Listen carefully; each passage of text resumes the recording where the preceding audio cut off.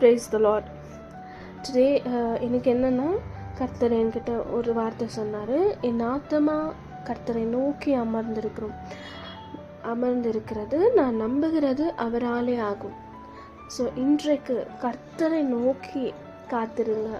நீங்கள் நம்புகிறது அவராலே ஆகும்.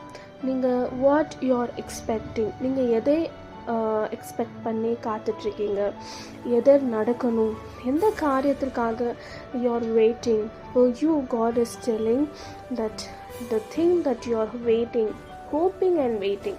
ஸோ நீங்கள் அதை நம்பி அதை காத்திருக்கீங்க. இது நடக்கும், இந்த காரியம் நடக்கும், எனக்கு இந்த ஆசீர்வாதம் எனக்கு கிடைக்கும்,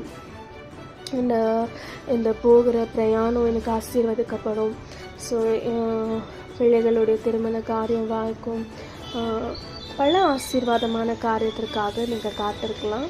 ஸோ உங்களை பார்த்து தான் இன்றைக்கு ஆண்டவர் ஒரே ஒரு வார்த்தையை எனக்கு ஷேர் பண்ணுறதுக்கு கொடுத்தாரு. அது என்னென்னா, we are waiting, so those who wait, let our soul wait upon the Lord. கர்த்தரை நோக்கி நம்ம ஆத்மா அமர்ந்திருக்கிற போது நம்ம நம்புகிற காரியம் அவரால் நம்ம நடக்கும். நம்ம என்ன நம்பிட்டுருக்கோம் அது அவரால் கட்டாயமாக நடக்க போகுது.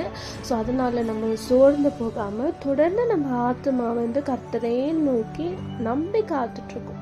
அண்ட் தோஸ் லைக் கர்த்தர் கிட்ட ஜெபிக்காமல் இல்லை just waiting for something to happen, உங்களுக்காகவும் ஆண்டவர் சொல்லுகிறது, நீங்கள் கர்த்தரை நோக்கி காத்துருங்க. உங்கள் let your soul wait for the lord and what you are hoping shall happen very soon. நீங்கள் நினைக்கிறது, நீங்கள் எதிர்பார்த்து கொண்டு இருக்கிறது உங்களுக்கு ரொம்பவே துரிதமாக நடக்க போகுது, ரொம்பவே சீக்கிரமாக நடக்க போகுது. So be joyful and glad in what you are going to receive. This is what நான் காத்திருக்கேன், இதுக்கு தான் காத்துட்ருக்கேன் அப்படின்னு சொல்லிட்டு நீங்கள் இப்போ கூட ஒரு சின்ன ஜெபத்தை ஆண்டவரை நோக்கி பண்ணுங்கள். கர்த்தர் உங்களுக்கு கட்டாயம் ஒரு பெரிய அற்புதத்தை செய்ய போகிறாரு. நீங்கள் எதிர்பாருங்க, ஆண்டவர் உங்களுக்கு அற்புதம் செய்ய போகிறாரு. நம்ம ஆண்டவரை நோக்கி இப்போ ஒரு ஜெபம் பண்ணலாம்.